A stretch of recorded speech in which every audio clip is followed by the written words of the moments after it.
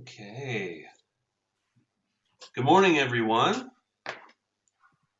Thank you so much for joining us. Happy Friday and welcome to the very last class of the Meat Processor Academy. We're so glad you could join us this morning. And I'm very, very excited to present our course on humane handling for small plants. As you know, the Meat Processor Academy is a collaborative partnership between the Niche Meat Processor Assistance Network, the American Association of Meat Processors, and Kitchen Table Consultants, with generous funding by the USDA Agricultural Marketing Services. As I said, today's topic is on humane handling for the small plant. This is going to be presented through the lens of achieving high meat quality through humane handling practices. We'll be discussing details on how to write a systematic, robust approach to humane handling, a subject near and dear to my heart as someone who has worked in and managed several USDA inspected mobile slaughter units and slaughter facilities through most of my career. So I know what happens when you don't have one of those plans. Our first presenter will be Dr. Kurt Vogel, an associate professor in animal and food science at the University of Wisconsin, River Falls. He's the head of the animal welfare lab there and teaches a course in animal welfare and animal psychology. Animal physiology, rather. And there's a little animal psychology in there too, right, Doctor? Yep. And then after the break, we'll hear from Jason McAlister, owner of Cloverleaf Animal Welfare Systems. So please, as usual, pop all your questions into the Q&A box. We will not have any visibility into the chat box, so pop those in as you go. After our 35-minute presentation, we'll have a 15-minute Q&A where we can direct all of our questions to Dr. Kurt, and we'll do the same for Jason after his presentation. So without further ado, Dr. Kurt, welcome, good morning, and feel free to share your screen. I'm in the process right now. Can you see it? Looks great. All right, good. First step is accomplished here.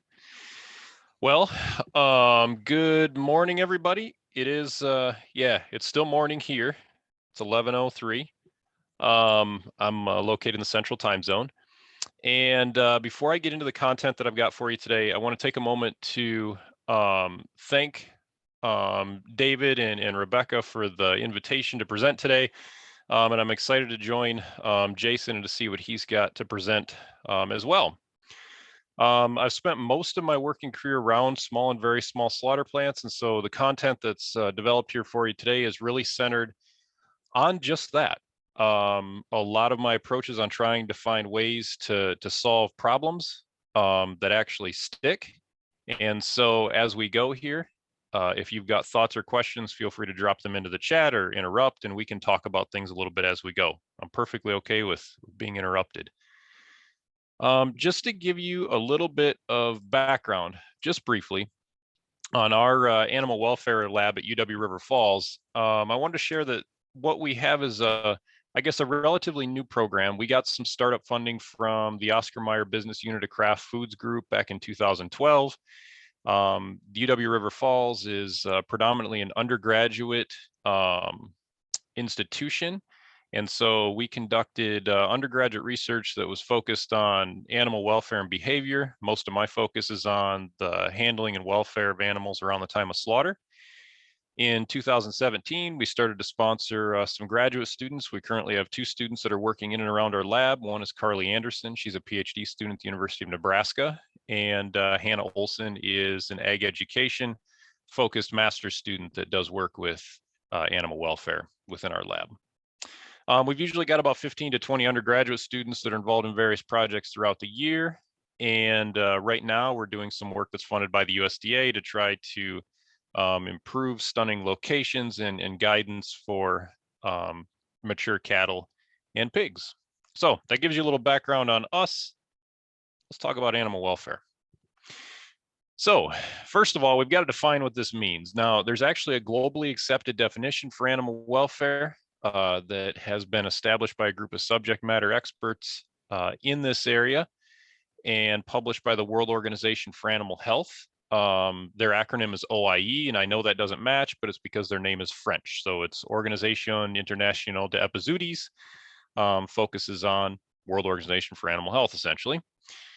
Within their terrestrial animal code, they say that animal welfare is the physical and mental state of an animal in relation to the conditions in which it lives and dies. And for our part here, the dies part is extremely important. Now, the other piece to this that's important to note is that an animal's welfare state can shift. So it can be good or it can be bad. It's just the same as your welfare state, really. So you can be in a state of good welfare, state of bad welfare, or something in the middle, which is usually where the majority of animals and people live or spend the majority of their lives.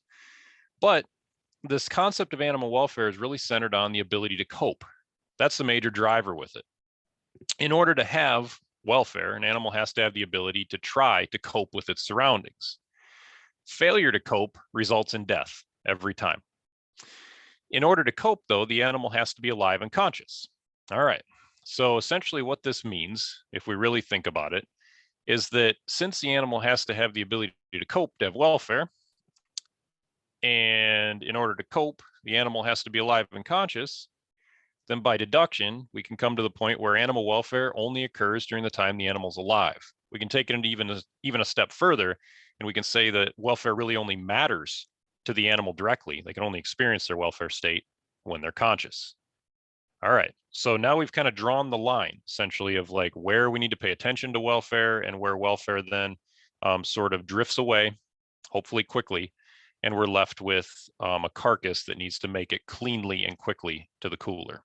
So the point at which animals are stunned, if it's done effectively, should be the point where we don't have to be majorly concerned for welfare any longer. So why does animal welfare matter? I mean, we're killing animals here. It matters because it matters to the animal. That's a period of time that can be most crucial to how an animal's life essentially plays out. So the time during which we are slaughtering can be a period of time where the animal can experience an undeniable and incredible amount of suffering, or it can be a period of time where we flip the switch off and that's the end of the life. And that's what we're trying to do. It matters to the people that handle the animal. As I'm sure more than a handful of you can attest, and I'm one of those folks, and it sounds like David may be as well. When things don't go well in this space, it affects you. It affects anybody essentially that has any level of empathy toward, the animals that you're working with. And so it matters to the people that handle the animal. It also matters to the people that are going to eat the animal. In fact, as I touch on that a little bit later, we will note that welfare actually fits into product quality once we get to final end product that's being sold to the consumer. So they will see perceived animal welfare as a quality of the product that's being marketed.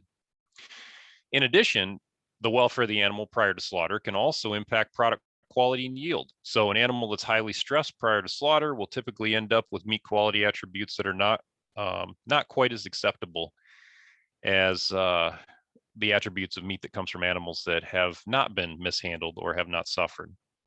And then the final piece. So if none of this stuff really affected you, the final piece might. The law says it matters. So the Humane Methods of Slaughter Act of 1958, amended in 1978, lays out that legally we have to take some steps during the slaughter process to make sure that the animals that we are slaughtering do not experience pain and suffering. Now, I'm just quickly going to open up I'm just grabbing the chat here quick so I can see if anybody had any comments. Okay, we're good to go. So next, and finally, before we start to get into more of a discussion of the challenges we face with regard to stunning and pre-slaughter handling and things we can do about that, is this last point. I kill animals for a living. How can animal welfare possibly matter to me? It's actually an important point in the animal's life. In fact, you can kind of think of yourself, if you work on the slaughter floor, as a bit of a gatekeeper. So you're responsible for transitioning to that animal to whatever comes next, whatever you believe might come next. But the important thing to remember is you play an important and critical role in the life of every animal that you slaughter, because you control if that animal experiences pain and suffering in the final moments of its life. It is a heavy thing to carry, and therefore it should be taken seriously. And I would go as far as to say that a considerable amount of pride should be placed in a job well done in this space.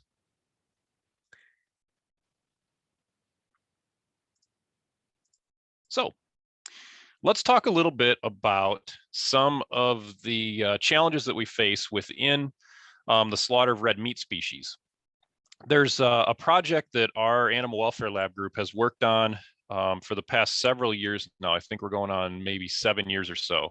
We call it our Teachable Moments series, where we review each of the humane handling enforcement action letters that are published by the USDA's Food Safety and Inspection Service. These are published to their website, so it's pretty easy to see them. We then will work through those letters and we identify common themes that show up with regard to species that are involved, types of violations, and so forth. We complete this work usually about a year after all the letters are in, since they're annual summaries. And so we just recently finished up our 2021 analysis, but I'm presenting data from 2020 to you here because it's the most complete data set that we have right now. We publish our annual findings in the National Provisioner magazine if you're interested in taking a closer look. In 2020, there were 99 letters that were issued by the Food Safety Inspection Service. If we look across those letters, we find that the majority of enforcement actions were focused on cattle and swine. This does not mean that there are specific problems with the humane handling and stunning of cattle and pigs. What it means really is that the majority of the livestock that we slaughter here in our country are cattle and pigs. This is the important thing to note. But this is where the majority of these letters show up. Now, if we take a look at the reason for the enforcement action, then we see that there is one major category that almost always pops up, and that's stunning. Stunning is, in general, our biggest challenge when it comes to humane handling enforcement. There's not a lot of room for error there. In addition, there are cases where anomalies can pop up, and those will show up from time to time in the stunning-related enforcement actions. If you look at other factors that are included, so we look for stunning, handling, and facilities in particular in our analyses, we find that facilities are rarely, if at all, cited as or in enforcement actions. We find that handling is, but a little under 10% of the time, and this has been relatively consistent over the years, and then stunning is most common.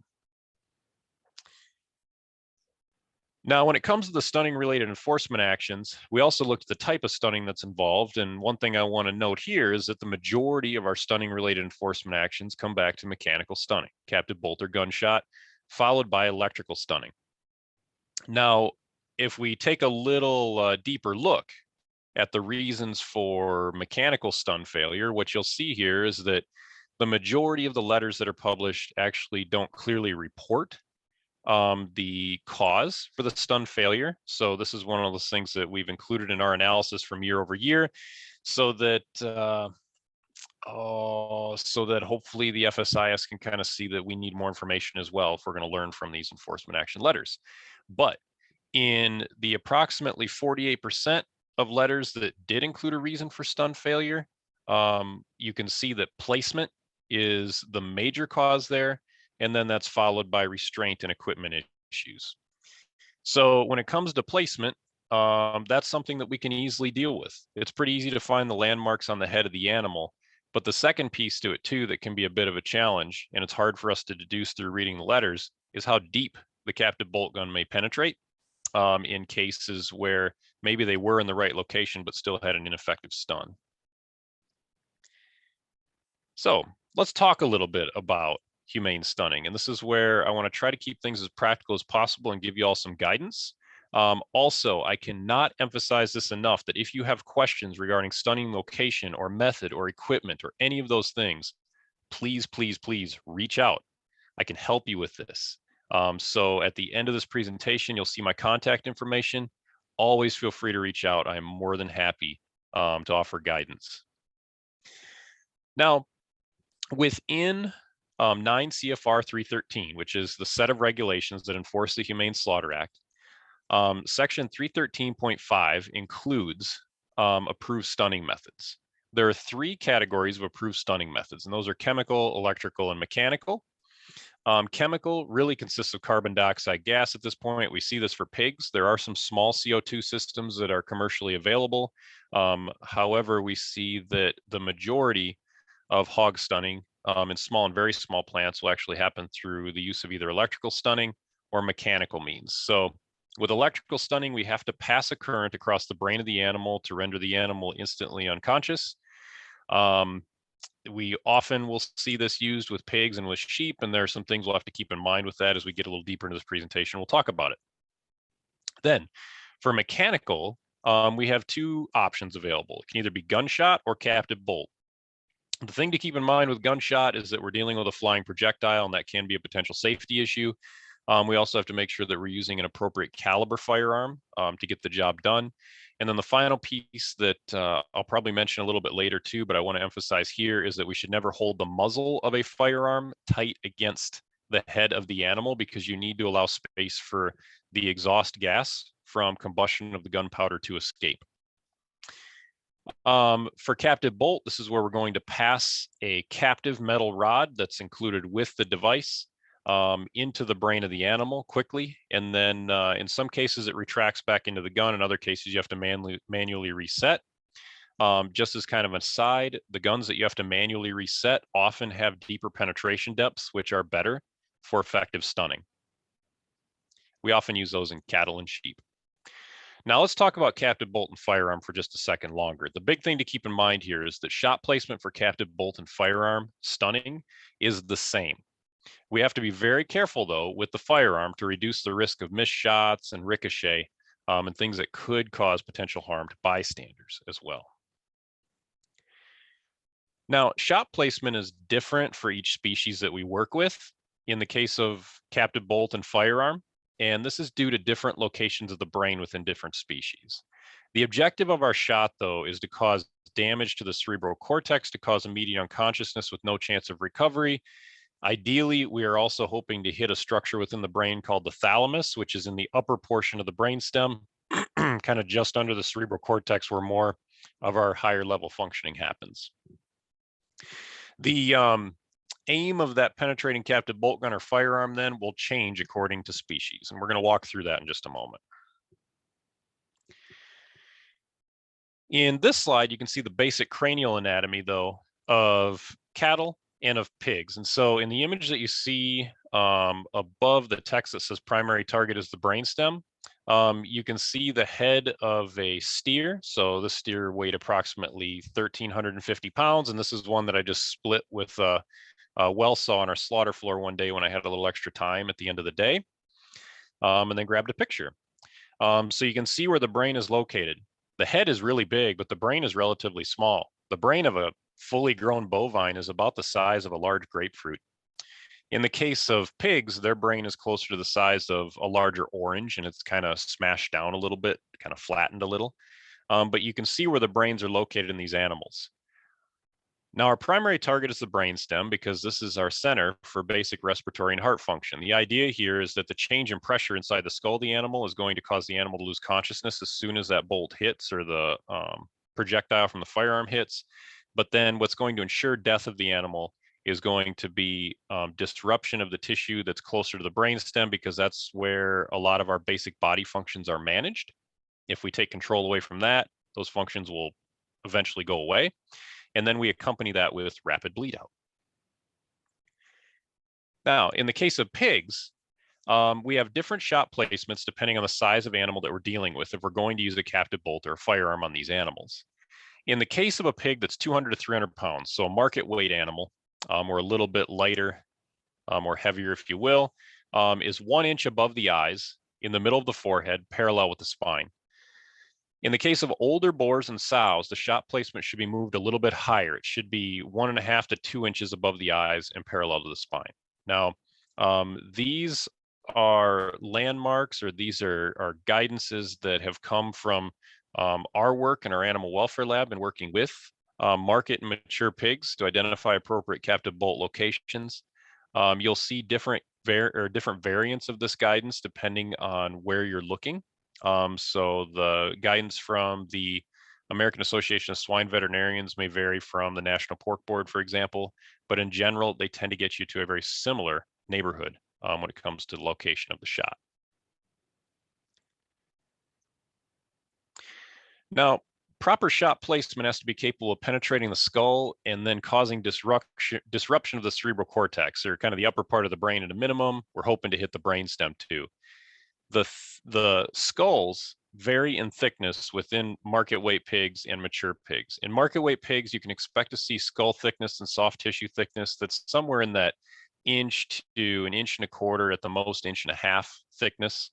That's when the pigs are up to around 300 pounds in weight. But when you get really big sows and boars, so these are animals that are weighing over 400 pounds, in that case, it's not uncommon that you can see total skull thickness and soft tissue thickness that's closer to 2.5. In some cases, we've even measured as much as 3 inches. In that case, you need a captive bolt gun that has very substantial reach in order to hit the brain.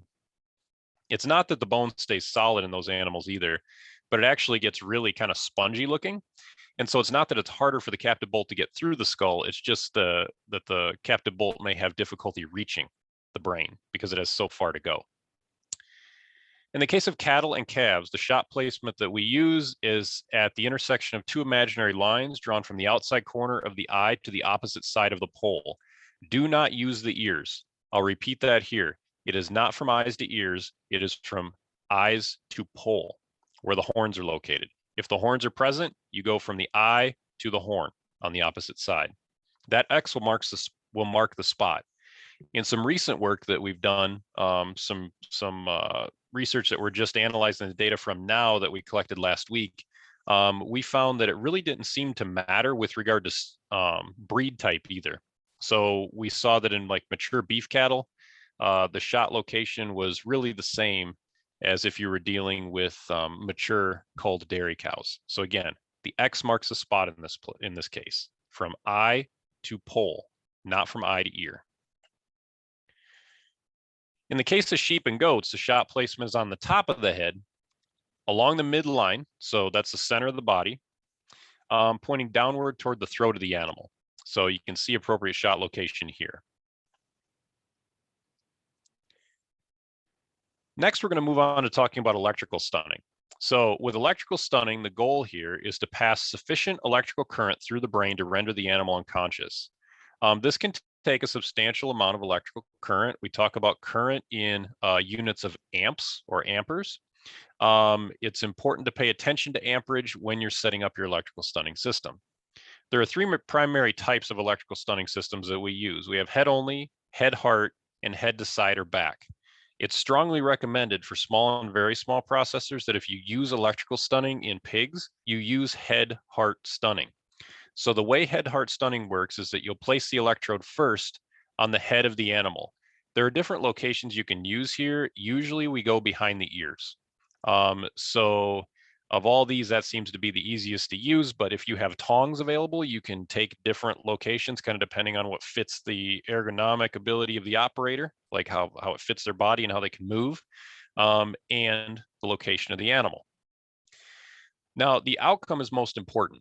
The big question we have to ask is the method effective? And you'll know if it is because after you place the stun, the animal should immediately collapse, and then they should go into an epileptiform type of seizure. So that's where you'll see the carcass lay rigid for a while. In fact, it'll look kind of like the picture that's over to the right in this cardiac stun, the second step in the head heart stun image. And then you'll start to see some involuntary kicking. One of the major reasons a lot of small and very small plants will use electrical stunning is because the involuntary kicking that comes along with electrical stunning is a little more manageable than what you see when you use firearm or captive bolt.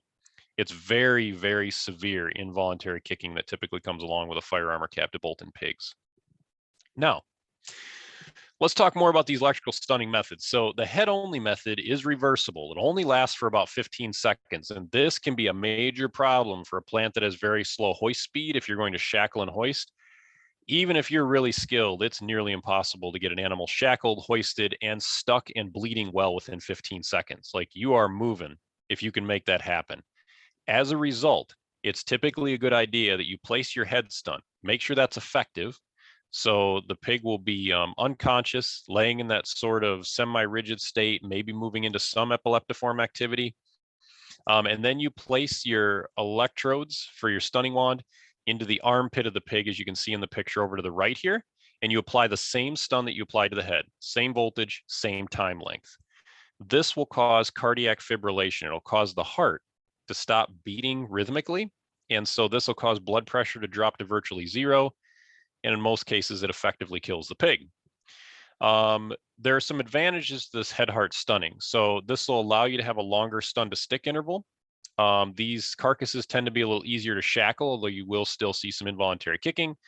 Sticking is a little bit easier because they tend to not move quite so much. And the most important part is it's very uncommon you'd ever find a conscious pig on the rail if this is done correctly.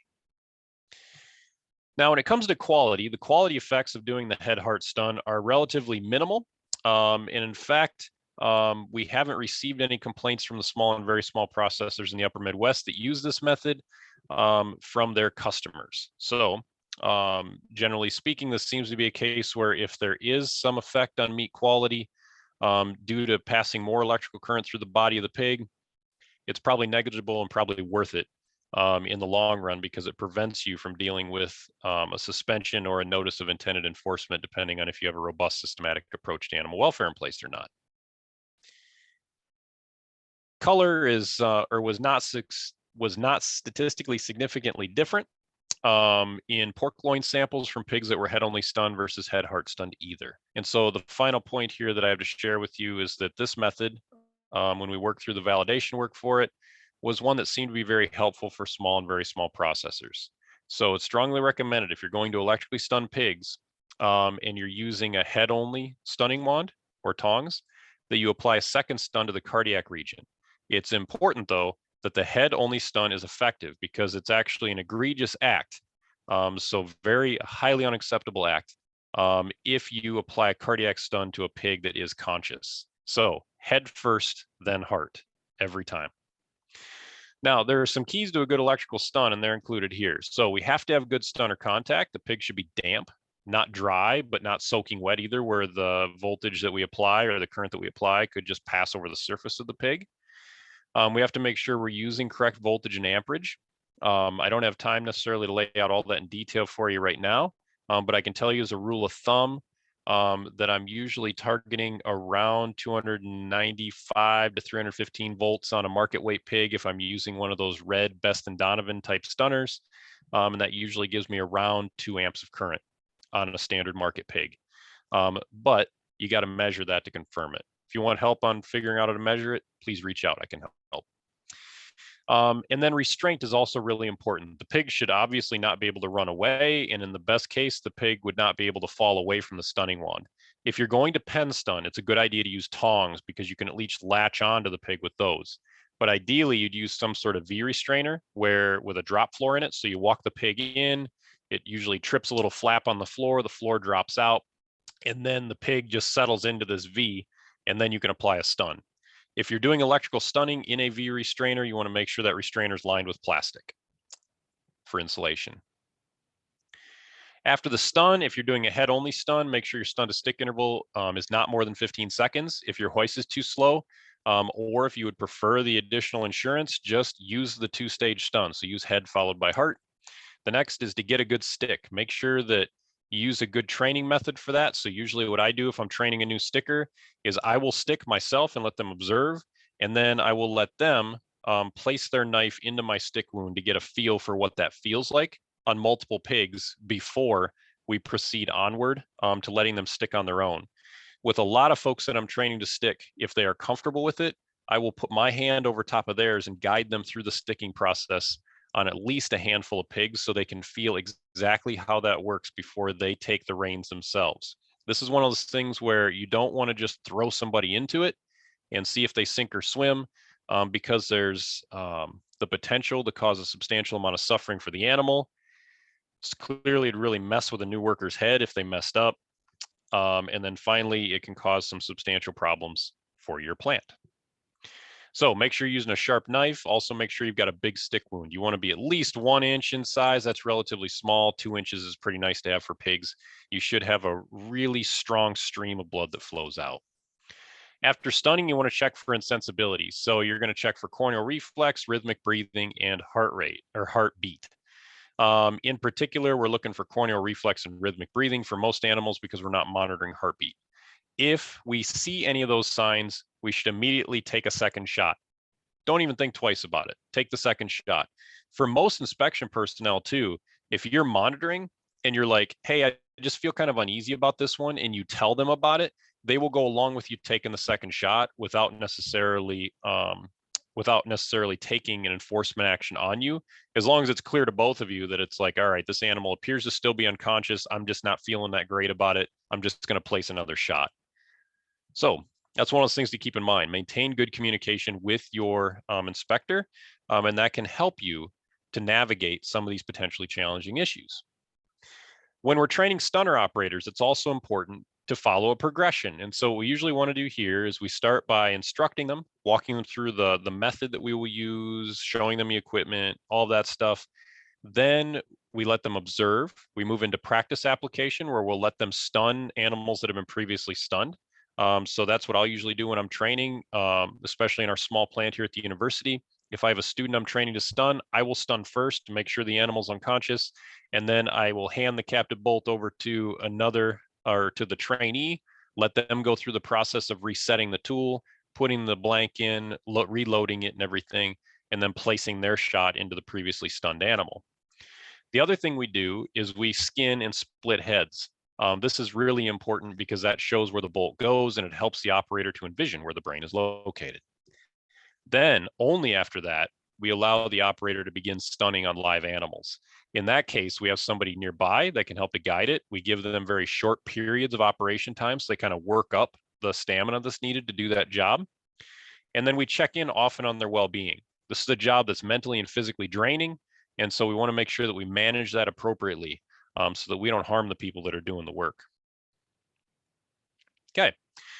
So now we're going to transition off of the practical hands-on stuff that we can do in the plant. We're going to move into talking more about making meat or making and marketing meat products with humane claims. Now, this is where things get kind of interesting. So farm animal welfare is one of these topics that can trigger consumer outrage if something bad happens. And there was a paper that was published on RBST back in the 90s. So RBST is bovine growth hormone. This comic here, I think, kind of fits with that a little bit. But there was an author that wrote that the general disapproval and rejection of bovine growth hormone by consumers probably came down to 3 different pieces of the puzzle. One was involuntary exposure. They felt they couldn't get away from it. 2 was it was an exotic product. It was based on recombinant, the use of recombinant DNA, and that made people pretty uneasy. And then also we were dealing with products with characteristics of deep moral significance. It gets really hard to find another product that has deeper moral significance than food, because we put that in our bodies and it sustains us and helps us grow, and we feed it to our children. As a result, animal welfare kind of fits with all this as well. Now, in general, if a big animal welfare issue comes up, it can have an impact on product acceptability. And a lot of this is fueled by distribution within media. In fact, there was an incident in 2011 where a calf ranch in Texas faced a significant cold weather snaps. There was an ice storm and it was really rough for them. And they had a bunch of calves they had to go out and euthanize. And the manager of that facility told his workers to go use hammers to euthanize the calves, which is unacceptable. And there was somebody from an activist group that was there to record it. And it made it out into the public view. And it actually pushed the beef futures contracts down 1.3% after that was released. Now, of course, the market recovered, but for some consumers, they do not forget that. And it makes them very uneasy because they feel like they can't avoid that within the supply chain that's feeding them. That's a worrisome sort of thing.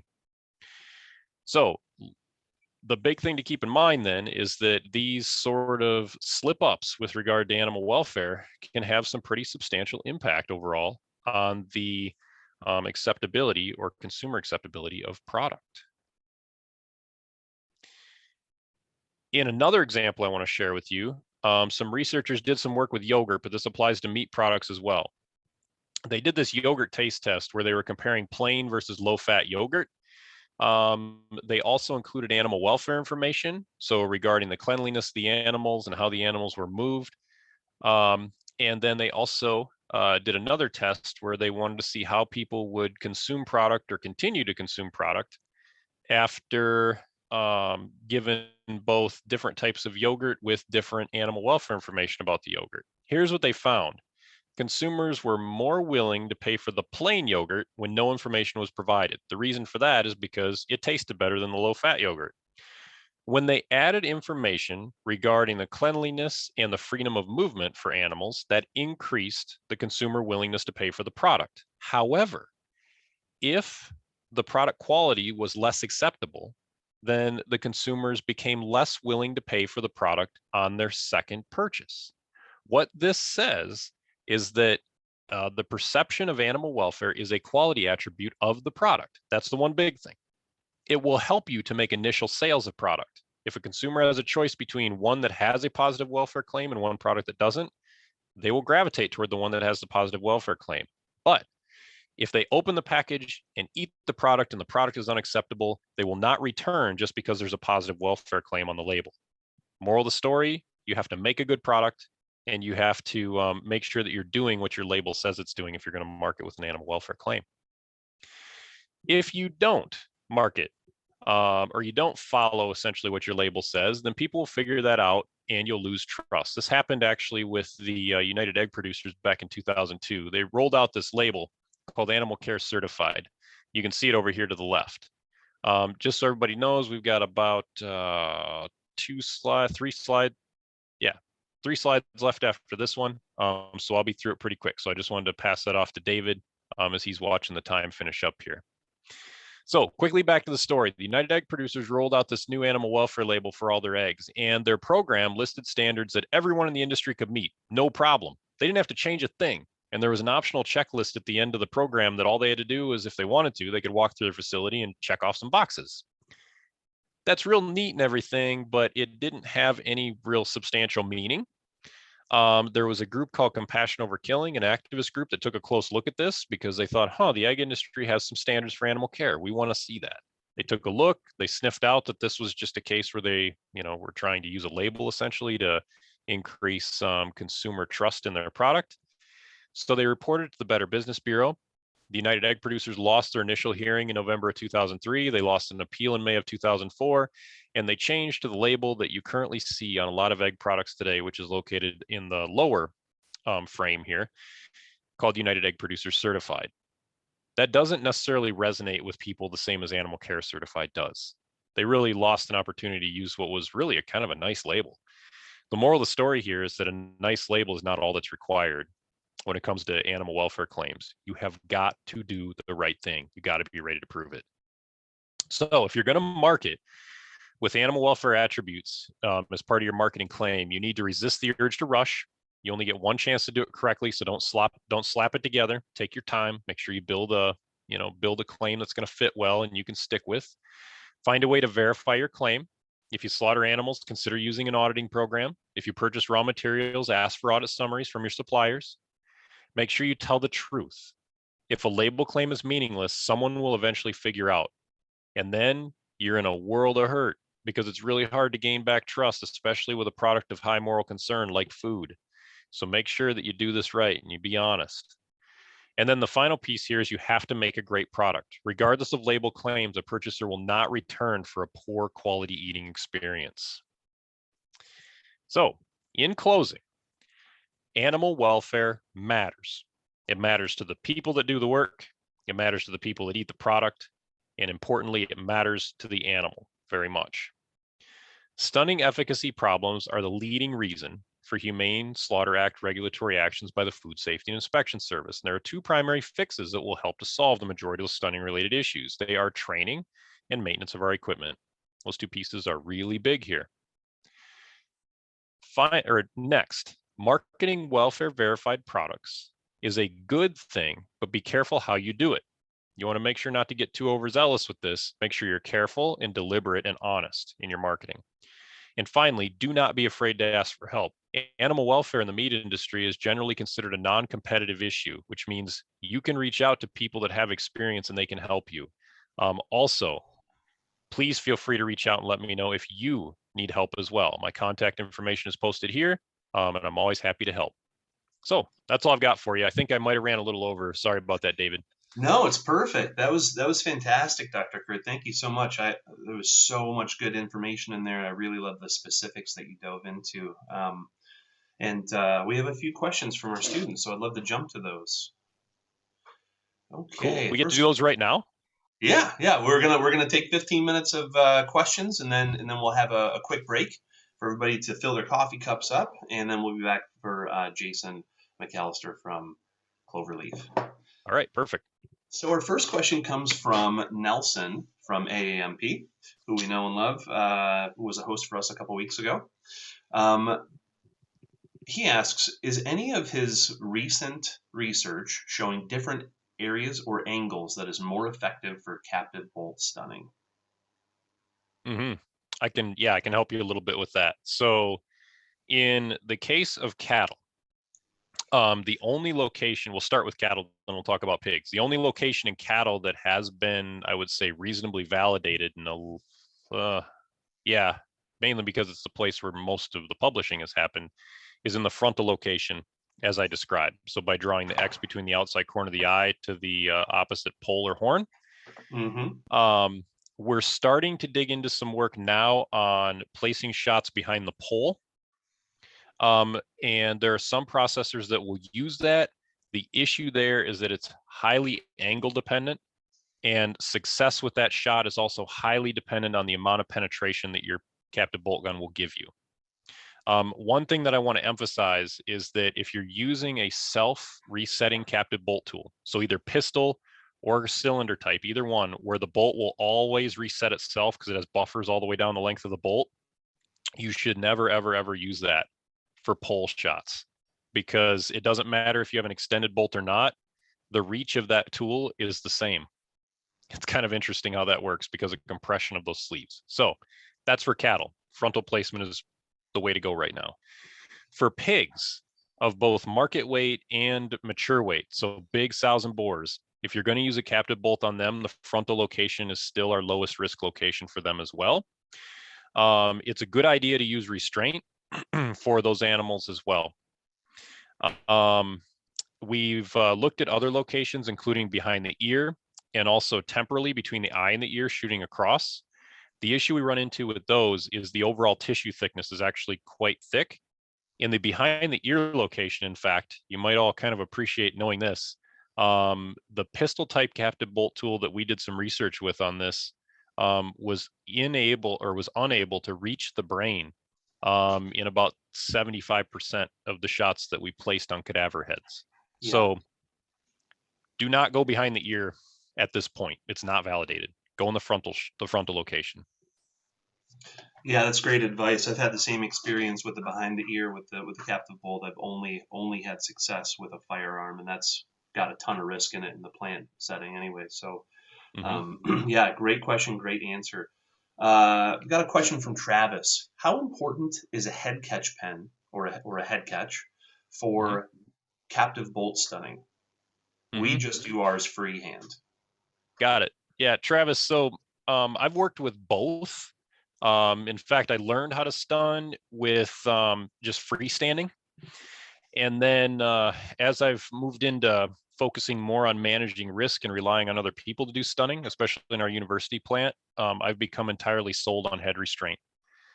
So the thing about head restraint that's really great is that once the head is in a fixed location, then all of the potential error is in the hands of the operator. So you reduce a lot of risk by taking that approach. And it generally then is a little more safe, because I'm sure you've seen cases where, an animal throws their head a little bit or something like that at just the right moment, and you're dealing with a missed stun. So head restraint's important. Completely agree, 100% with head restraint is important. Yeah, same, and I've had that same experience, even a mobile slaughter, and I was able to see a very unique head restraint a couple of years ago. A company out of Klamath Falls, Oregon, called Salt Creek Industries, and they make a really beautiful and super easy to use hydraulic squeeze chute that comes with what they call a mugger. And I'm telling you, I've never seen something catch a beef and hold a beef's head so perfectly. I felt very comfortable training on that tool. So yeah, really cool stuff being developed up there. Um, let's see. M&M Farm asks, is there a captive bolt that you would recommend for cattle, hog, sheep, and goat? One that handles all nicely. Yeah, in fact, um, I would get one that looks a lot like this. I don't think I can necessarily endorse product, but I would say that a cylinder type captive bolt, so that's one that's not pistol type, that has a 3 buffer system in it. So I'm going to try to get this like really close up to the camera here. Can you see this okay, David? Oh yeah, Okay, you see in this cutaway, we've got that's 3 great. buffers there. We've got 2 blacks and a red, right? So the thing about this type is that this bolt will fly pretty far out. You'll get as good a penetration as you're going to get with this tool. So I would get a tool that has that setup. I think that you can probably go with a standard bolt length unless you're dealing with like mature sows or very heavy cattle. In that case, you'd want to buy an extended bolt version. The person to reach out to on that actually is a guy named Chuck Bildstein from Muzzle Processor Division. We love Chuck. Everybody loves Chuck. That's right. Yes. I hope that helped a little bit. Absolutely. Got another question. Can you elaborate on what you said about holding the muzzle to the head? About when you said not to do that. Could you elaborate on that? Yeah, totally can. So in the case of captive bolt, hold the end of the barrel or the muzzle of that tool tight as you possibly can against the head of the animal. In the case of a firearm, the issue you have there is that the gases that come out behind that bullet need to have a place to go to escape. Give a little bit of space, and it doesn't have to be much. I mean, it can even be as little as an inch or so. It does not take much, but give those gases room to escape. That's all I'm saying there. I hope that adds the clarity you're looking for.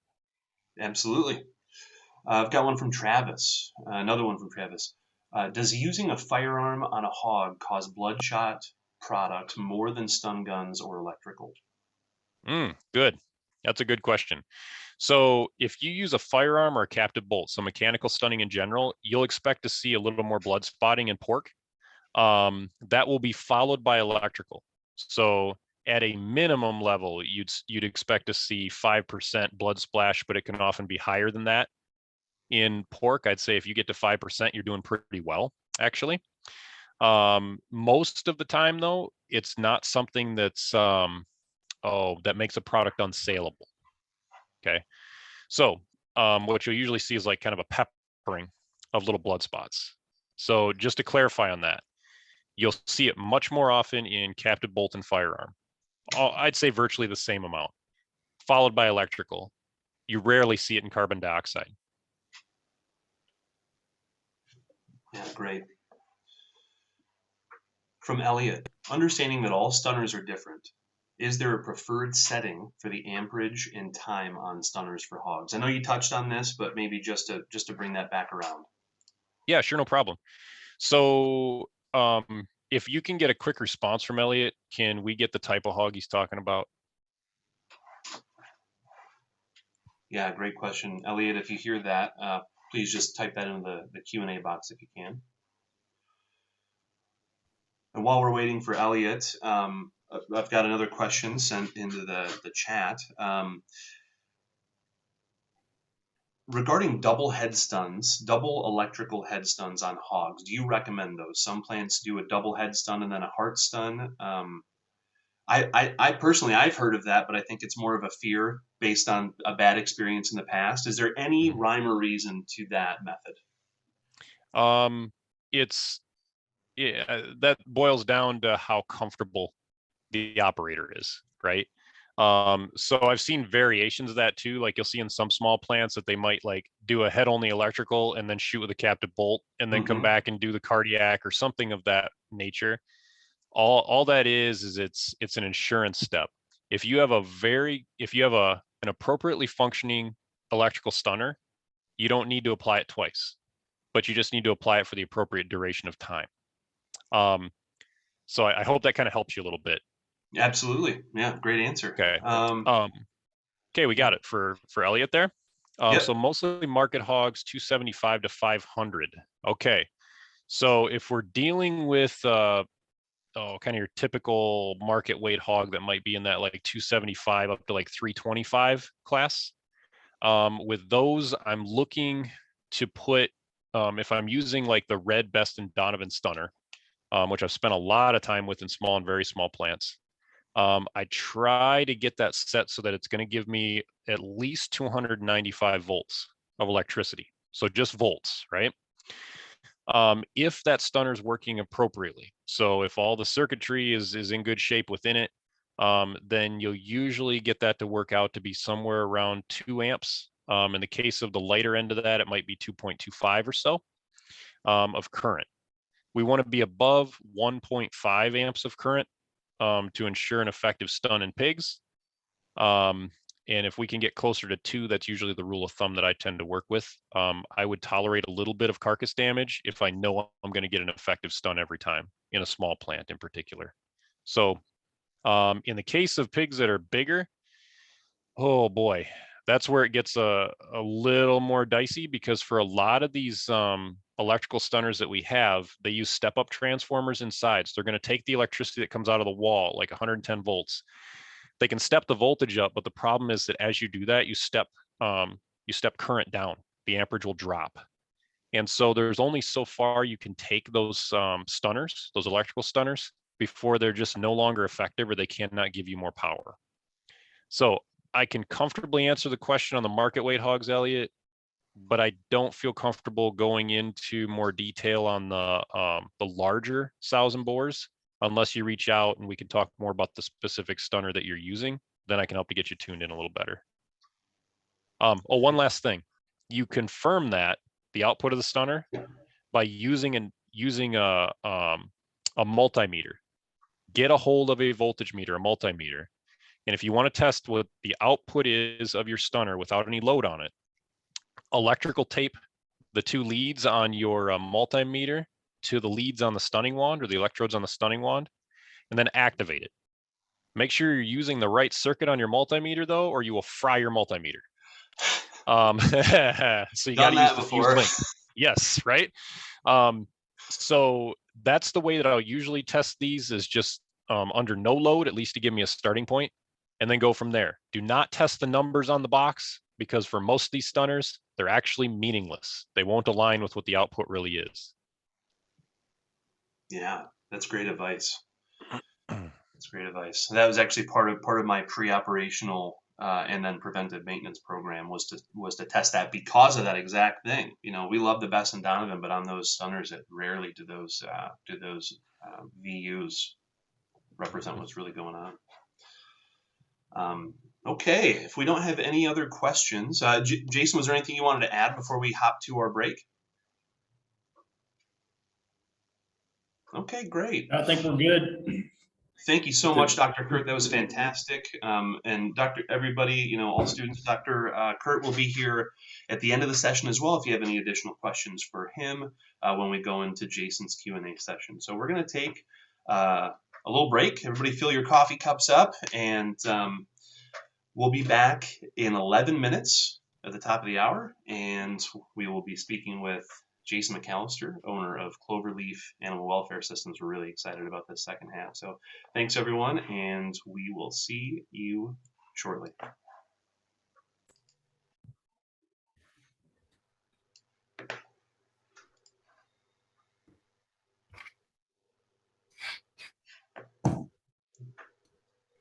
Okay, we'll just start filtering back in now.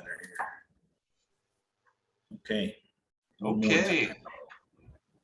Everybody, we got about one more minute and then we'll get started.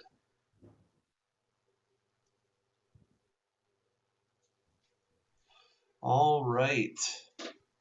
Now we'd like to welcome Jason McAlister, owner of Cloverleaf Animal Welfare Systems. He's one of the world's leading experts on meat animal welfare from the beginning to harvest, and has been in the industry since the early 90s. He's been working in all areas of production from his start in a small mom and pop shop in rural Iowa. He's got decades of successful program direction while working with both customers and the government that puts him in a unique position to deliver effective results, and he's going to share some of his methods with us here today. Oh, Take it that's a away, great Jason. Can you hear me okay? Yeah, sounds great. Okay. Okay, good. Most people can't get me to shut up, so good luck. Here we go. So we got a lot to talk about today. I have the exciting opportunity to talk to you about a robust, systematic approach to animal welfare. Not everybody would be like, whoa, that's exciting, but me, I think it's pretty exciting.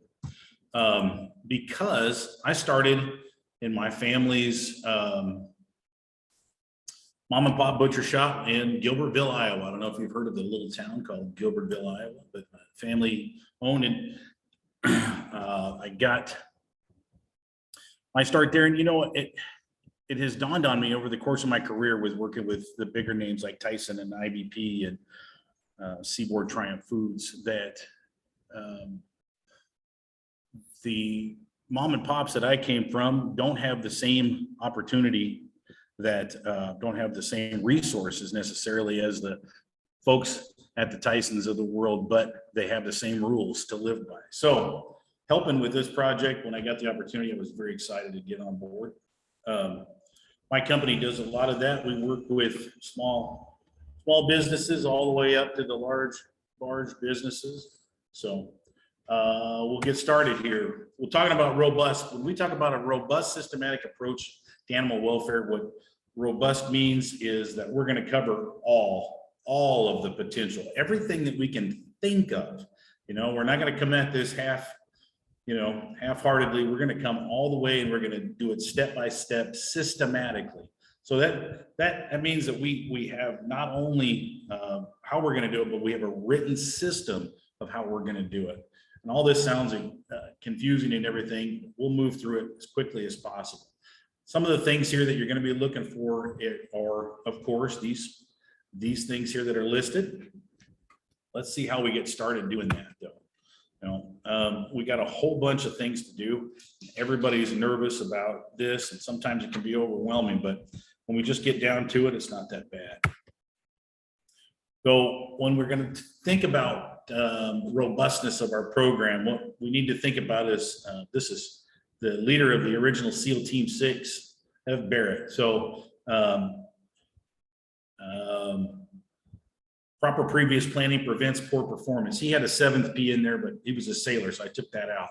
And I'll let you figure that out on your own. But Mike Tyson famously said, everyone has a plan until they get punched in the mouth. So having a plan really isn't the deal. It isn't going to help you. I have a plan to do all kinds of things. I have a plan to walk from here to the store, but 3 people will talk to me on the way, and I'll never make it before they close. So having a plan is great, but you got to have a program to fall back on. If you don't have a program to fall back on, you're in trouble. Here is one program. I'm sure everybody has heard of HACCP, but not everybody knows where it came from.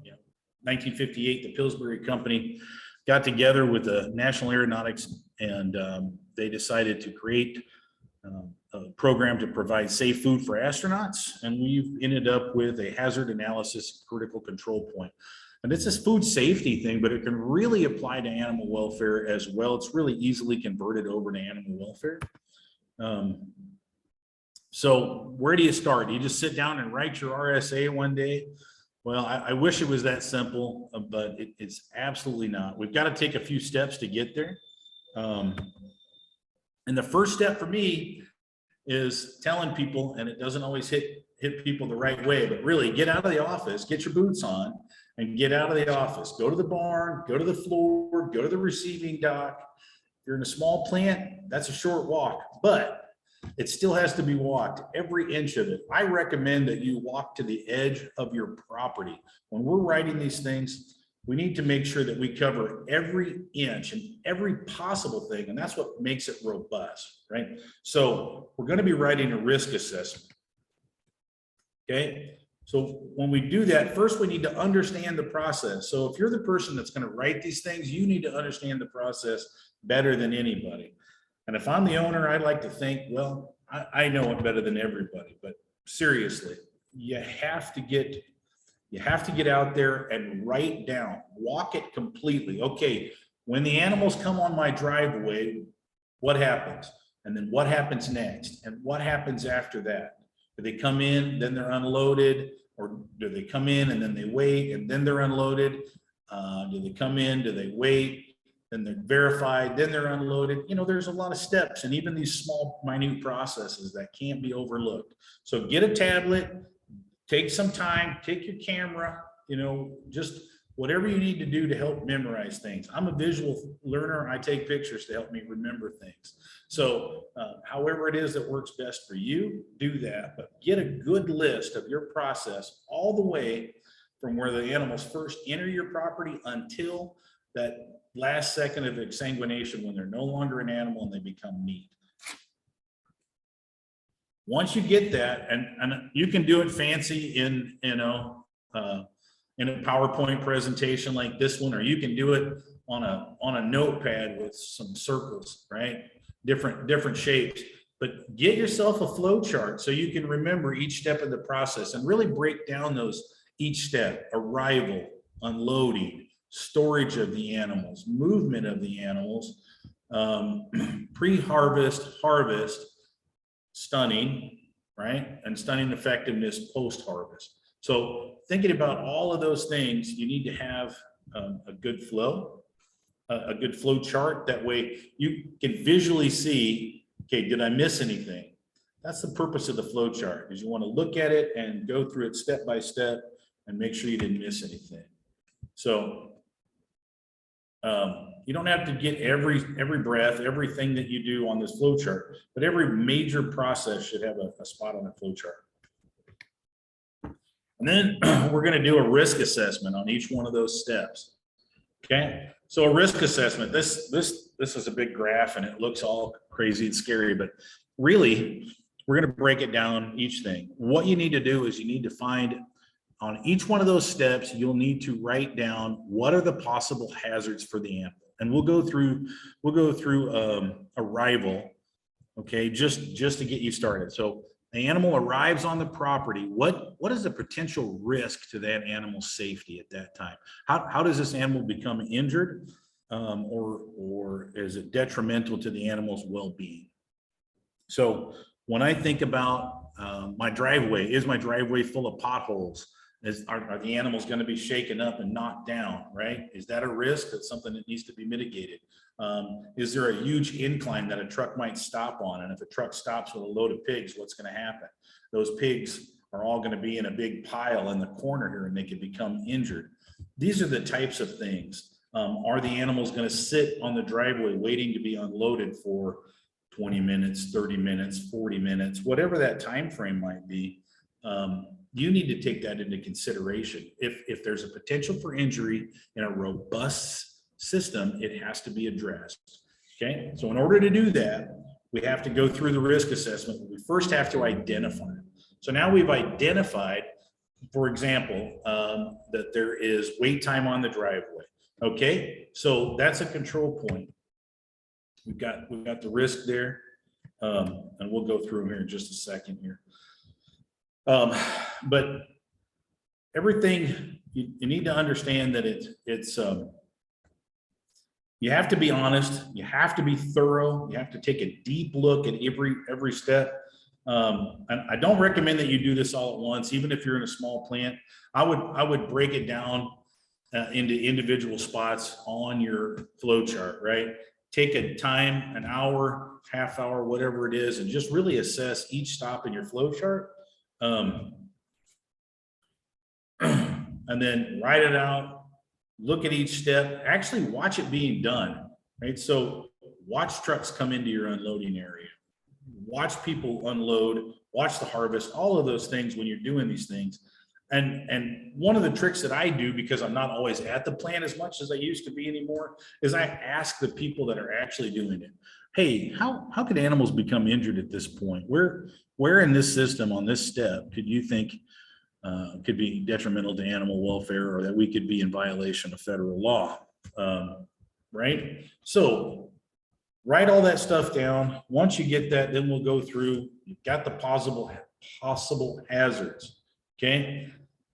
This is everything that has a reasonable chance of actually happening. And I always tell people that aliens could come down and shoot lasers at my pigs, you know, in the truck while they're waiting to be unloaded, but it's probably not going to happen.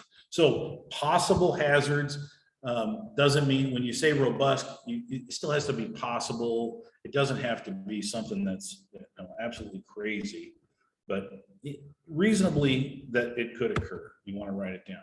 So once you've figured out what could occur, right? So now we've decided that for our point, wait time on the driveway could be an issue. So pigs sitting on the driveway in the sun on 90-degree weather. That's a control point for us. We need to make sure that we do something to mitigate that. So we're going to put in place a control measure for that. So a control measure means we're going to do something. What are we going to do to prevent pigs from overheating on the driveway for 30 minutes? Okay, maybe we're going to put fans in. Maybe there's a water hose there. You can give the hogs a little spritzer and get them cooled down that way. Maybe there's shade available. Whatever your control measure is, that's where you put in there, right? And then you have to decide what the critical limit is. So, for example, in this measure, we're going to say that if animals reach an hour on the driveway in heat, we're going to do something else. We're going to have an additional corrective measure, a control measure, right, at that point. And then we need to monitor it, make sure that later on, this will come later on after you've done this, but later on you'll be monitoring to verify that that procedure actually works and that animals aren't being injured, you know, in less than an hour. If animals are overheating, if you're somewhere where it's 105 degrees and there's no shade available, you might have to find out that 30 minutes is your control, where your critical limit should be, or 15 minutes is where your critical limit should be. That will be determined by the outcome of what's going on. And then when should I write a corrective action? You know, what point do I need to have a corrective action? The animals, we had something go on, and the two most hated words in the business come up, and that's the boogeyman of the corrective action, right? Everybody's afraid of the word corrective action, but seriously, corrective action is the way we get better at what we do. It's how we identify a problem, and then we move into the corrective portion of that, where it's not an extra chore that we have to do, and folks look at it like that. I've heard everything, like these are a speeding ticket, a referral, I got suspended, I got my hand slapped today, I have to do a corrective action. But really what it is it's your ticket to success. This is how you're not going to arrive at the corner of I messed up and failure again, right? That's what you're trying to prevent. Nobody wants to have a problem over and over and over again. So you have to determine at what level you're going to make the corrective action. And I mean, if I was at your place, I could help you with that, but you need to make those determinations. The thing I'll tell you when it comes to animal welfare and corrective action, the measure is always at the injury of animals. It can never exceed that. If animals become injured because of something that's going on in your process, that's where corrective action should be required, in my opinion. So you got to do it for every step in the process. We just talked about arrival. You'll have to do that for every spot on your flow chart as you go along. I can provide these documents to you. There's no problem. We'll get them for you. There's a lot of really basic ones on the internet. I mean, this isn't rocket science, and nobody's trying to make a buck on those. Those are available to you. You can go out and get them. There's also people that will help you do it. I mean, my company does that as well, but I'm here to tell you, it is something that you can do without us, without companies like mine. You can do it. So we ask ourselves, is the robust, now that once you've done all that, you got to ask yourself, is the robust or the program actually robust? And here's where it gets tough, right? So you have to be honest with yourself. especially with something you've worked really hard on. Sometimes that could be difficult, but you don't want to be a sucker, right? And you don't want to fool yourself into believing that just because I wrote it makes it great. So I find that I get somebody to help me with that. I ask somebody, hey, go out there, take a look at this, and tell me what your thoughts are. And I don't ask my mom, my girlfriend, you know, people that like me or would want me to be happy. What I do is I ask somebody that might be a little bit combative with me, somebody that wants to find a problem with me. Those are your best resources for checking yourself on these kinds of things. And that seems a little strange, but really, everybody knows that person. You're thinking of them right now, whoever that is for you. So that's the person that you should be doing your checking, not someone who loves you and tells you you're handsome.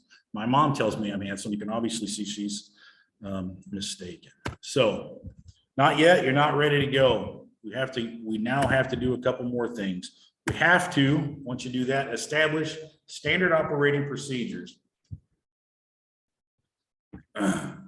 Excuse me. So SOPs or standard operating procedures, everybody's got to have one. They're forms, they need to be written down. It's a step-by-step breakdown of every one of those things that you talked about.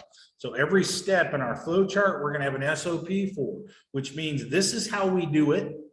This is where our basic, really basic overview of how it is that we do things, how we're going to do every step in the process, step by step, what the critical limits are, and when corrective action is required. So this is going to tell everybody how we operate our business. You know, if we sold the business tomorrow and you know, your uncle took over or guy down the street bought you out, you should be able to know how to run your business by these SOPs, you know, while you're over drinking Mai Tais in Maui, right? So, on all your millions you sold your small business for. So standards developed in accordance with your HACCP findings based on analysis, right, that we talked about. You're going to do all of those things based on what you found in your risk assessment, okay? You're not just going to arbitrarily make up a standard operating procedure because it's the way I like to do it. We're going to do it this way because it's the least risky for animal injury to occur, okay? And these things, I mean, I've seen them all kinds. You can make them as fancy, as high tech as you want. Like I said before, there's lots of templates out there you can find for free. We'll give you a copy of this template, no problem, whatever. But you have to have it.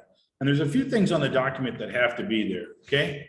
On this document, to make them valid, you have to have the title. What are we talking about? So in this one, it's effective captive bolt stunning and post-stunning insensibility evaluation. That's a big mouthful, but it's really just talking about what happens when we stun an animal, okay? So it'll go through and talk about that. And these are fairly fancy. They've got some things in there that don't necessarily be there. But the things on the side here, all ones, apparently they're number one because they're that important. But or I just don't know how to operate PowerPoint. It's probably more the case. So SOP file name and document name has to be on there, and you can see here, I can't see it because my beautiful picture's behind it, but go back one slide. So the SOP number is up here in the corner, right? And then you got a page number, okay? That'll be down here at the bottom. The revision number, very important. The effective date, when to the date that it starts. And those are all important for a number of reasons. We'll go through each one of them. History revision is important because we want to have a document, a list of every time we've changed this document. And that's because we don't change them often, but we change them when we have problems or we find problems. And if you make a change and then a year down the road, you decide you need to make another change and you go back to the way you had a problem the first time, that's going to be an issue for you. So make sure that every time you make a change to it, no matter how small, you make a revision line at the end. The number of pages is important because for example, you print this out, you put it in a paper binder, you put it in a binder and a 3-ring, and the page number 2 or page number 3 gets ripped out, and whoever's reading the next SOP doesn't know it was only 2 pages. Now you've lost a third of your process, unless somebody says, oh, this is page 1 of 3, where's the 3rd page, right? So that's why that's on there. The effective date means when it's going to start. That's something you need to prove for the government. And then that provision. Okay, so once you've established all of those things, you got to make sure that everybody in your system knows how to do it. It's not enough. I'll tell you right now, it is absolutely not enough to write a beautiful document, write a beautiful SOP, pay someone to have one made for you, take that beautiful binder and put it up on a shelf and never look at it again. I cannot tell you how many establishments I've been called to and paid, you know, a good amount of money to take that book down off the shelf and say, well, what are you doing with this? Because seriously, this should be your operating Bible. Everybody there should understand how you, the owner, the manager, the director of animal welfare for your company, want to get it done, want it done and need it to be done because of its effect on animal welfare, the outcome, what will happen if you go outside of the SOP, okay? So now we've got the SOP, okay? We have our RSA, we're ready to start writing it. So in other words, the a robust systematic approach has to be larger than you. It has to be, or any person there. You know, if you won the lottery tomorrow and decided to live on the beach, the person who bought your plant should be able to walk in, pick up this and read it and start operating the next day. And that has to be effective. And it's the most overlooked thing really in small plants that I go into, because, you know, well, it's just me and my family. We all know what to do. We've been doing this for years, except we're all human and we all make mistakes and we all cut corners. I tell people this time right here, the way that good animal welfare programs fail is they don't explode. You don't come in one day and your animal welfare program just exploded and nothing works and animals are being injured. What happens is you have a good program, right? Good risk assessment wrapped in a good SOP, wrapped in a good RSA. But every day somebody changes a little bit, cuts a corner here, cuts a corner there, cuts a corner there, and now you're left with a very small protection window for your animals. And that's the problem. That's why SOPs are important. Somebody needs to monitor these SOPs and make sure that they're doing it. You know, we have to make sure that it's actually readable. I can't tell you. I've gone into places and they've showed me this 110-page piece of fluff, right? With big fancy words and pretty documents. And that's super. But realistically, we have to work. We got things to do. And nobody has time to read 110 pages of fluff. Get all of that garbage out of there. Just make it as much as it needs to be and not a word more. Don't make it a word less than it needs to be, but there's no need to fluff it up. It needs to be legible. It needs to be readable. Okay, so when we're doing an RSA, these are the things that need to be in it. Feel free to screenshot that or we'll send this along. But, you know, you need to have a mission statement. What are we going to talk about? What is the mission of my company as it relates to animal welfare? You know, it needs to have a table of contents for your RSA. In other words, this contains our flow chart, our risk assessment, our SOPs, our emergency plan, our training plan. Wait a minute, training yet? Remember we talked about that. Everybody needs to know. Okay, well, how they're going to know is by you training them and everybody doing written, signed off training. Okay, it's not enough to say, you understand this? Yep. No, you have to document it in our world, especially when we're going to present things to the government. You have to have a verification plan. Who is going to be responsible to check this, to make sure that that sunrise or sunset, like we said, doesn't shrink our program down to this small, right? Okay. Somebody needs to be doing that and bringing it back to right size on a regular basis. So you have to have a verification plan and then a corrective action log. And that, when we talk about a corrective action log, I want you to write down every time you've had to make a correction in a separate log, in a separate folder, put it in your desk. Don't show it to the government. Do whatever you got to do, but you need to understand whatever problems you've had at a glance. I need to be able to open my book and go, okay, okay. Oh yeah, I remember that. Yep. Okay. So you need to know if you're going to be the animal welfare officer for your company, I really suggest that you are prepared with all of those things. Again, find somebody that doesn't love you to take a look and make sure that this is in a good shape. You know, I'm blessed to have our second in command here, Lauren, who loves to nitpick me. So that's a blessing and a curse, but I'll take it either way. But ask somebody who's really going to give you a fair objective. Now we're going to talk about submitting this to government. If you write an RSA, you should darn well take good care of that and make sure that you don't pass on that, because we will this is the time I got here. Okay, good.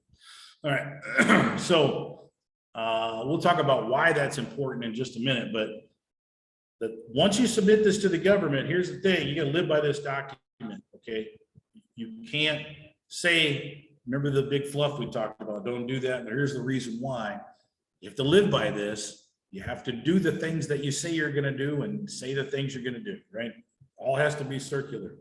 There's no point in having this document sitting on the shelf if nobody's going to follow it. It's ridiculous. All it's going to do is get you in trouble. So I recommend that you do this, but I also recommend that people follow what's in it. Now, not everybody is aware of the Freedom of Information Act and how it affects us in the meat industry. But one of the things that we talk about on a FOIA request that's being used against us by animal welfare groups around the world, activist groups, actually is the word I need to be using, but activist groups, they're filing FOIA requests. So they can call the government and say, any non-classified government document I want to see, right? And that includes all your corrective actions, all of your NRs, all of the things that you've done to make your process better or fix things. All the gory details are all in there. So if you submit an RSA and if you submit SOPs and they're not marked, they can get in the muddy water and sometimes be delivered to the activist group, your SOPs. So make sure that there's some exemptions, right, to that, and make sure you know what they are. Number one is actually number two. Number two is internal personal rules and practices. That's all of our SOPs. That's all of our training documents. That's all of our rules, right? So every one of these things should have a disclaimer on the bottom, and we'll show you that on the next screen. But anything that's a trade secret and confidential to business information. So anything that you do to improve your process is a trade secret. Okay, so we'll talk about that. But right here, you can screenshot that again, or we'll give you a copy of this notice. But it needs to say something like, trade secret commercial property information. This document is exempt from discovery pursuant to the Freedom of Information Act. Okay, so it's important that these things are marked on here, because even if we're running a smaller operation, especially if we're running anything in the niche market that we're making label claims or putting humane logos on, that we don't want to get proved that we're a liar by it being exposed with something that we had a problem 6 years ago or 5 years ago, whatever. But make sure that this is on here, and this will make a FOIA. If you've ever been involved in a FOIA request dispute with a judge, you will understand completely what this means. So Once you've done all that, you get to meet my friend Hannibal here. He's famous for saying, I love it when a plan comes together. So I am a little bit early, I think, but we got lots of good questions, so I'm hoping for some more. Great. Thanks so much, Jason. That was fantastic. I know how intimidating the process can be to write an RSA if you haven't done it before, and I think that was such a great primer, and hopefully it gave some definitely, provided some usable information for our students out there who are facing this right now. We've got a great question that we could jump into right now from Allison. Does anyone have an SOP on how to test the B&D hog stunner? The B&D manual says to check it carefully, but without specific instructions. I'm not comfortable enough with my knowledge of electricity to tell my team exactly how to do the test. I've been there. Those things are terrifying, and it says so little in the manual. It says, if anything's not what you expect, send it in to us. Which is challenging when you've got 500 hogs lined up outside and you're in the middle of a slaughter day and the run-up's full and the whole 9 yards. So yeah, do you have an SOP on how to test it? I think Dr. Kurt touched on that a little bit, but if you wouldn't mind elaborating or restating. I think his process that he discussed is spot on. You can buy fancy testers out there, but a little bit about electrical tape and a multimeter is the way to go. Make sure you're using the electrical tape. Don't try to hold the. Yeah. Don't make that part. But no, Kurt's done a lot more research on that. You want to jump in here, Kurt? Go right ahead. Yeah, I can jump in. So I've advised people over the years on how to do that testing, and I can't remember off the top of my head if I've got an SOP written for that. I'll dig around and look, but if I don't have one, I will make you one. So if you can have them, just send me an email. We'll get one whipped up here in the next, probably week or so. Great. I've got another question that came through the chat box directly. The same question, but regarding captive bolt stunners. How do you test a captive bolt stunner aside from purchasing the nearly $10,000 unit that is sold? So this comes up a lot in our business, and Kurt, I'm sure, has some good answers on this as well.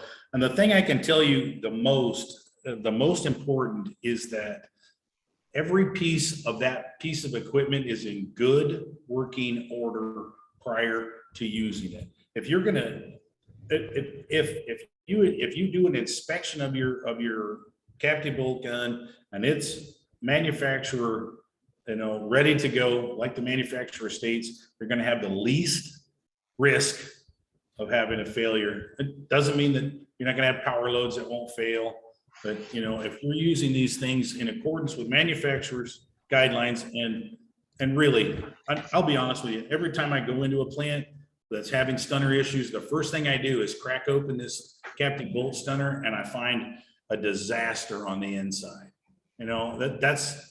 That's 95% of the problems that we come into when we're called to help. The USDA has shut me down, help me get back running. One of the things we find is that the stunner itself is a disaster. All the pieces are worn out. The smallest little chip off of those rubber cushion that Kurt showed you before can slow down the velocity of that stunner to make it almost ineffective. Right? If a piece of that gets wedged in between the bolt and the sidewall as it's breaking down. So if your cushions are starting to deteriorate, change them out. Some of those things. I've heard of all kinds of things, shooting them into telephone books, dry firing them, and doing all kinds of things. I don't recommend doing any of that. And neither will Chuck, but and actually the old manual for the captive bolt stunners recommended the stack of phone books. And if anybody has that old manual, please do not do that. I've seen that happen. Not only is it going to damage your tool, but it also doesn't reflect the process of stunning an animal in any way. Dr. Kurt, please elaborate on that. Yeah. Okay, yeah, I can add a little bit to that. So, first of all, yes, I agree. Do not fire into a stack of phone books. So I have done that, and even thinking about it makes my wrist hurt. Do not do that. You will hurt yourself. I promise. Do not do it. Second, if you have a Jarvis captive bolt stunner, Jarvis has free service. You can contact Jarvis and they will have a service technician work on your tool for you. So that might be, actually, I shouldn't say might be, that is actually a good approach to take. So check your tool. If it's Jarvis, if it has Jarvis printed on it, then you can contact their service department and they'll service that tool. If not, then we should think about some ways that we potentially can do some periodic testing. So there may be places that have those tools available that can, get your tool from you and test it and then send it back, or something like that too. So again, this is a case where it might help if you reach out, send me an email, and I'll see what we can do, because we do have one of those testers sitting on our bench. So maybe we can find a way to help you out a little bit. But Jason's exactly right, that the key to this thing is actually more, it's more preventative. Make sure that you've got your tool really well serviced. If you're not trained in how to service the captive bolt gun, then you should reach out to whoever you bought it from. If you inherited it with your plant, get in touch with one of us that might be a little more knowledgeable tearing it down. We can help you coach you through it. Absolutely. Also, if it is a Jarvis or even the old, anyway, if it's a Jarvis or any of these inlines, the majority, Chuck Bilston will, if you get a hold of those folks, they'll send you an actual DVD or a file download of how to do the maintenance on that tool free of charge. So they're scary when you look at them and you think, oh my God, I'm going to break this, but there's really not that many parts to them. The retaining collar is the most difficult part of those guns, but if you watch the video, it will break it down. So there's plenty of free resources out there, and keeping a good, clean, well-maintained tool is the best preventative. And dry ammunition, of course, I can't state enough, ammunition's cheap. If it's wet, exposed to moisture in any way, it's time to get rid of it and get some new. Yeah, that directly plays into another question that I've got from the chat. How much does just like you said, how much does a preventive maintenance program play into your RSA, and what elements should you have intact for a PM program for your stunning equipment? Well, that's great. And so when we talked about the control, the control measures, the mitigation of the problem, that's what it is. So if you find problems, a lot of the times that your PM program will be your control factor on it. Will help fix the problem that you have. So sometimes, right, we talk about captive bolt gun, you want to have that would be a section on your risk assessment. Stunning, right? So what are we doing to keep that stunner from failure? Failure is a big option. We're going to do preventative maintenance. And then how often we do that preventative maintenance is according to manufacturer, or more or less, not less, don't say less, or more, depending on what our outcome is. So if we're finding problems and we need to maintain it more often. But I'll tell you right now, if you go home and you leave your gun dirty, you failed. Clean your gun. If you use it that day, clean it that day. Don't let it sit. It'll pit, it'll get dirty, it'll get all kinds of stuff going on inside. Those guns are expensive, and they're our biggest source of failure in our industry. So, David, I posted a link to one of Chuck's training videos. Can you make sure that gets out to the attendees? Absolutely. I'll post it in the main right now. Thank you so much for doing that. And, I've been to a couple of demos that Chuck has put on, and he's a fantastic teacher, and I will get this put up there as I ask the next question. I've got one here. from Rutrin. For captive bolt stunning, if a second shot is needed, which location is recommended for pig and cattle? So it sounds like we've already made a hole. If we need to take a second shot, what do you recommend? So if you made a hole and the pig's bigger, the cow is still looking at you, the hole that you made before is not the place to go again, right? Unless you've got a stunner failure of some kind, it's not effective. Reassess where you're doing. And I think, and Kurt, please feel free to jump in on this. I know you've done a lot on that, but if you have a correct stun placement, probably not going to have that issue, right? So go back to your roots and where you're supposed to be. Correct stun placement is where it should be. And I've heard of people say, well, you got to hit the same hole because it'll show a second stun, or you'll have a bad outcome, or this. No, always the proper placement is the best place to start with.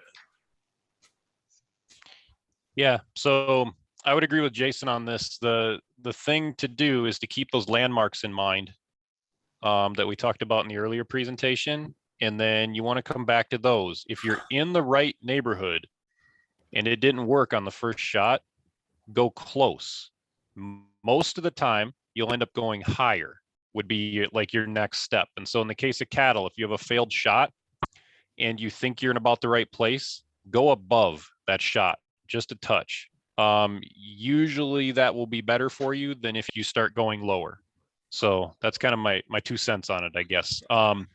I would not go to the pole location for reasons that we stated in the earlier presentation, that it's not a validated method yet. It can potentially be successful, but there's more risk that's carried with it. So stay in the frontal spot, make sure you're at the right X marks the spot in the case of cattle, right?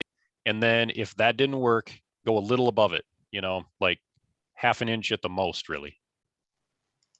Absolutely. Staying, unless you're trained and all the circumstances are right and all the planets are lined up, I don't recommend the pole shot myself. I mean, it can be effective, but after you've had a bad shot, your probability of success on the second shot, even with the frontal, is going to go down because you're nervous. The animal's injured and not acting correctly. There's a lot of factors that are going to go on, and I think just going back to your core is where you need to go. That's not the time to experiment for sure. Here's a question. Our plant always uses 2 head stuns for cattle. We call one a safety shot. Is there any risk to that or any reason not to do that?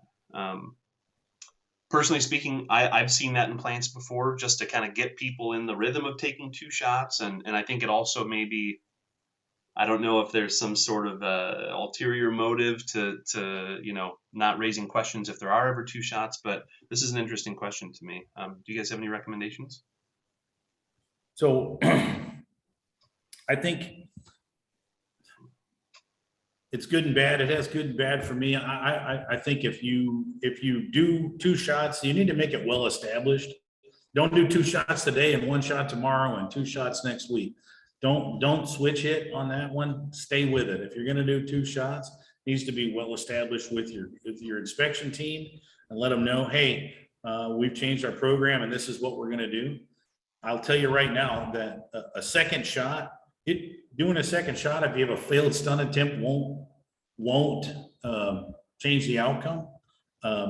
If you do a second successful stun attempt in an immediate fashion, you will change it from an NOIE to a non-compliance as far as the government's concerned. So that's good. If you're in the rhythm of doing 2 stun shots like that, the chances of you being successful on the second one are pretty good. So if you just do 1 and then you decide later on, hey, I need to do a second one, it is going to draw attention to you. There is some downplay on that, but you don't want to, you don't want to not take that shot when you need to either. So kind of a thin wire. Kurt? Yeah. So it doesn't matter how many times you shoot, from my perspective, as long as the first one is effective. That's the core to the whole thing, right? So you take your first shot and you check. And one thing that I do when I'm training is I usually recommend with every single shot you take that you tap the eye for a corneal reflex if you're doing captive bolt.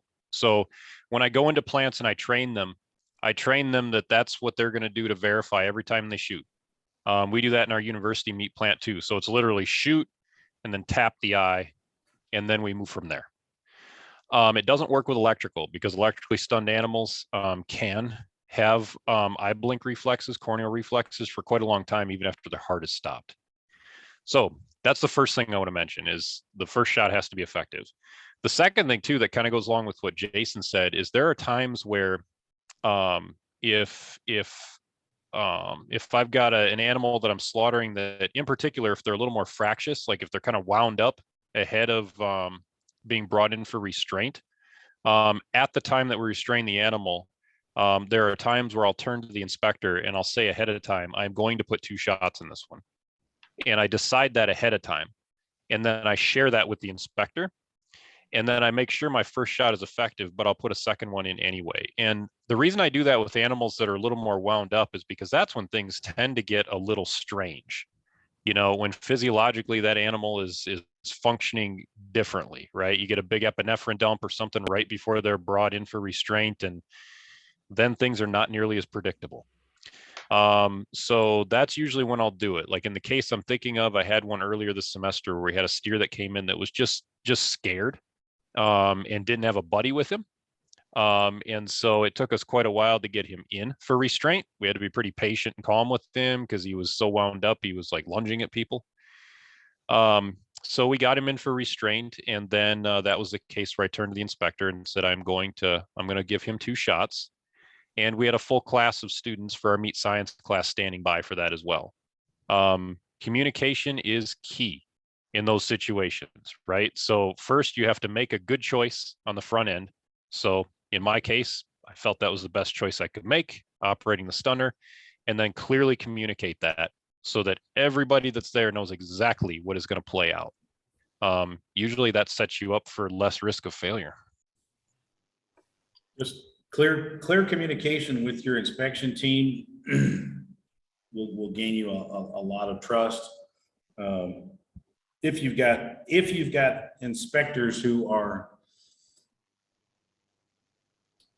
less than professional, we'll say, I don't want to get too far off into the weeds, but we do have some inspectors that sometimes would, be overly zealous. Just be cautious about, what you say. I would explain, just like Kurt did right there. Hey, this guy's really wound up, and sometimes physiologically they have a response afterwards. We're just going to make sure, just so I feel comfortable. I'm going to do it beforehand, and you share before your gun is even drawn to the head. So, if you do that, you'll have a good outcome. Okay, looks like we got one more from Allison. Where would you suggest starting the search for a hog restraint system for a small plant killing 40 hogs a day? We use the same knock box for hogs and beef and would like to be able to put more than 1 hog in the box, but restrain them one at a time. Jason, do you have out there? There's hydraulic, pneumatic systems, scissor boxes, all kinds of stuff that you can go out and find. It's tough. If you're going to try to stun pigs in a cattle box, probably going to need to find some help. I can't emphasize enough the importance of a V-Restrainer for pigs. They are wonderful. With a drop floor, so that you walk them in, they trip the floor, they settle into the restrainer, and then it's easy from there. Usually they're set up such that they'll tip open, and so that gives you a table then that you can kind of pull the pig back and you can stun in. In our case, the one that we have in our university plant is an older one, and the company that made it is gone now. But one thing that we can do is share pictures of it. And then if you know a good local fabricator can make that for you. So that's the approach that I would recommend taking. That a lot of times, if you have these things built locally by a good steel fabricator, you'll end up with something that's more affordable too than if you buy something that's commercially available. So reach out. I can share pictures and measurements, and we can kind of go from there if that'll help. Fantastic. Yeah, that sounds great. I've used one of those before, and it was a total game changer. Absolutely was. I learned to stun hogs on a Powder River cattle squeeze shoot, and it was suboptimal. It was. I got very, very lucky, but learned quickly. So, I get yeah, to thank reach, you. I Thank get you. to reach through the bars and do this as I was learning. Yeah. The Yeah. least optimal method. One other Least thing to add optimal. too, if you are floor stunning, where you have pigs that are like standing on the floor with one of those Best and Donovan stunners that has the Y-shaped wand, you're not asking for trouble, you are guaranteed trouble at some point. So it would be a good idea, if you have not made the switch, to switch to at least using a set of tongs that clamp onto the head of the pig. But optimally, you would go with some sort of restraint. Floor stunning is very, very risky. Can you tell us more about that, Doctor? Yeah, what I mean by floor stunning is where you have a pig that's in an open pen, or even a case where you squeeze a pig a little bit, like if you've got something that's built into your cattle restraint box. If you don't have a stunning wand that can clamp on to the animal, then it's kind of unpredictable how they react. Most of the time, when you apply the stunner, they will stiffen up and kind of lean back into the stunner. But every once in a while, you hit one with the stunning wand and they face plant. And in that case, you usually don't have the stunning wand on long enough to stun them. And so the next step you'll get is a hog that is squealing in that like high distress, painful type of squeal. Yeah. So, yeah, I can't emphasize it enough. Restraint is a good thing. If you're not going to use a restrainer, get a set of tongs that clamp onto the animal. Yep. I've got. I know we're getting close to the end, but I've just got a couple more to fit in, and then we'll wrap it up. The first one is about electrocution danger while you are the stunner.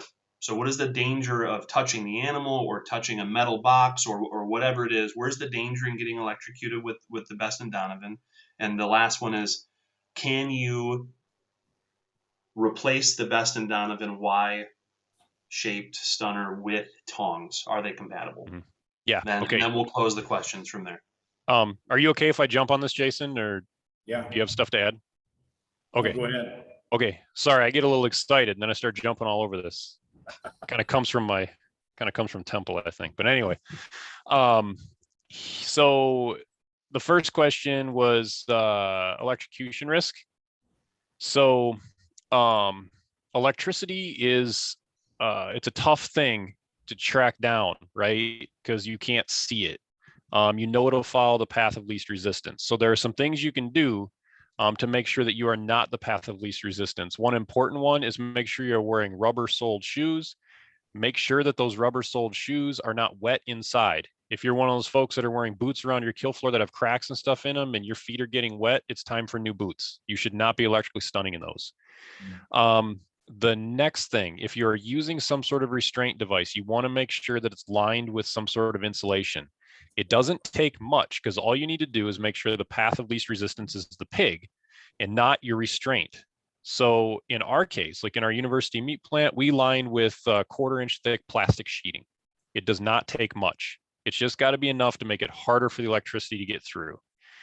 The next thing, in the case of stunners like the Best and Donovan, the thing that's nice about them is that they have two separate circuits. So the control circuit that that you will push the button for usually has 12 volts direct current or AC. I'm not sure. No, they are AC.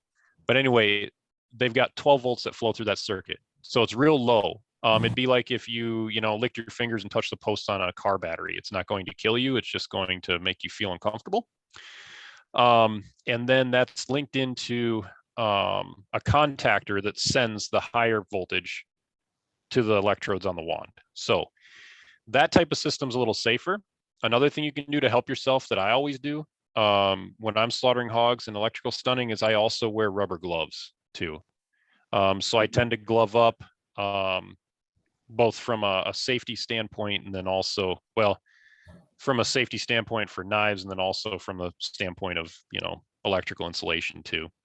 If you get wet inside the gloves, though, you got to change things out. So usually I'll wear a liner inside my gloves of some sort. So usually usually it's white cotton. Yep. Or in my non-knife hand, I'm wearing Kevlar, but either way. So those are just some pointers to throw out there to you. I think that's about all I can probably give you on that one at this point. And then the second, what's that? Oh, the apron. Yes. Make sure you're wearing a rubber apron too. Yep. So rubber impregnated canvas, I think, is usually what they're made of, but yeah, that'll help to protect you as well. Good addition, Jason. And then let's see, what else can I give you? Oh, for the wands, you can convert the Best and Donovan over to a tong type system. The challenge we have is that a lot of the tongs that we get are from Europe and from Germany in particular, where a lot of times they will use a stunner that's actually activated by sensing the pig in the circuit. And so a lot of those tongs actually don't have an activation switch on them. And so you've got to work with a competent electrician to retrofit a switch onto the tongs if you're going to use the Best and Donovan with that. So there's a little more work that goes with it, but it can be retrofitted. We've done it before with some small plants up here.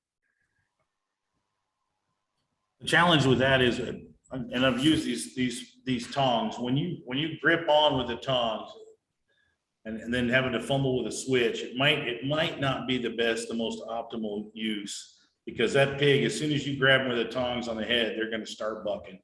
You know, that's what they do, and you want that clamp to be immediate, and that's why they're rigged the way they are, is because as soon as you make contact, that animal stiffens up. So I'm not a huge fan of Best and Donovan. I'm not. I think there's a lot better stunners out there. I think that there's a lot better stunners out there. I know money is always important, but when we're talking about being shut down or having problems or continuing to replace these B&D stunners, money sometimes nickels and dimes you to death. So I don't work for a college. I can say those kinds of things. And I'm we're glad to point you in the right direction. I'm not a salesman for any company, but we're glad to point you in the right direction if you reach out. So. Awesome. Well, thank you. We're going to get wrapped up for those of us that have to get back to the kill floor this morning. And thank you so much, Dr. Kurt, Jason. That was fantastic. Really, really rich presentation. And I know I learned a lot. I'm sure everyone else did. Excellent questions from the students. Thank you, everyone, for attending today. Before we go, I'd like to give a huge thanks to AAMP, Kitchen Table Consultants, and the USDA Ag Marketing Services for their generous support. And most importantly, Rebecca Thistlethwaite for pulling this course together.